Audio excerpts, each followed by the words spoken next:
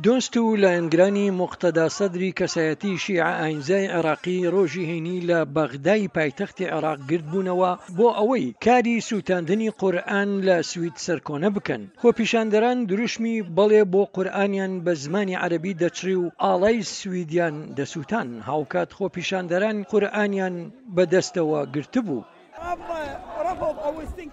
ئەمە سەرکۆنەکردنێکی تونند و شەرمەزارکردنێکی دووبارەبوونەوەی ئەو کارە ترسنۆکانەیە کە لەلایەن سوئیدەوە ئەنجامدرا، هەرچەندە ئەوە حکوومەت نییە، لەبەر ئەوەی ئەگەر حکوومەت بووایە ئەوە بەرامبەر موسڵمانان هەستیار دەبوو، هەروەها ئەوان دەبوایە سەڵوان مۆمیکای کریستیانیان ڕادەستی حکوومەتی عێراق بکردایە، ئەوەی قورئان و هەروەها ئاڵای عێراقی لە دەرەوەی باڵوێزخانەی عێراق لە ستۆکۆم لە 20 ئەم مانگا سووتاند، هەر بۆیە دەبێت ئەو کەسە سزا بدرێت.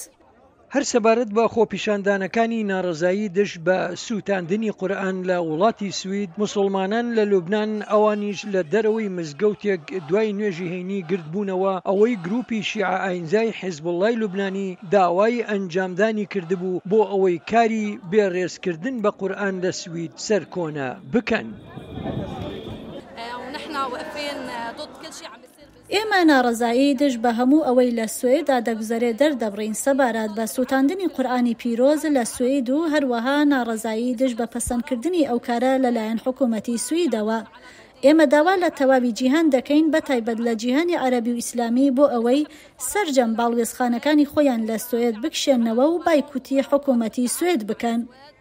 لای خۆیەوە وەزیری دادی تورکیا گوتی فرمانی دەستگیرکردنی بۆ راسمۆس پاڵودان سیاسەتمەداری دانیمارکی دەرکرد، هەروەها بۆ 9 گومان لێکراوی دیکە، ئەوەش بەهۆی سووتاندنی قورئانێک لە بەردەم باڵوێزخانەی تورکیا لە ستۆکۆڵمی پایتەختی سوید.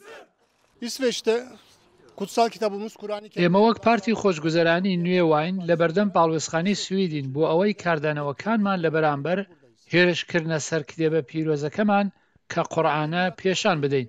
ناتوانین لە ژێر چەتری ئازادی ڕادەبڕین و مافەکانی مرۆڤ سووتاندنی قورئان قبوڵ بکەین، هەروەها هەرگیز ناتوانین هیچ هێرشێک بۆ سەربەها پیرۆزەکانمان لە هەر شوێنێکی جیهان قبوڵ بکەین.